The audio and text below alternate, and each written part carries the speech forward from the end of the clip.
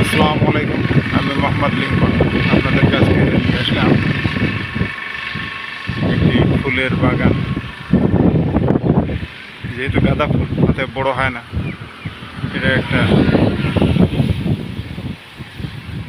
কৃষি পণ্য হিসেবে উৎপাদন করে এই ঝিনাইদহ জেলার কালীগঞ্জ উপজেলার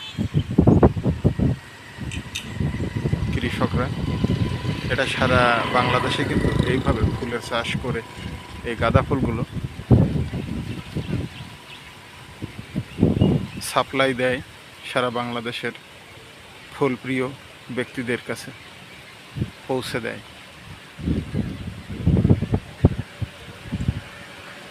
ওই মহিলাটা এখানে কাজ করছিল,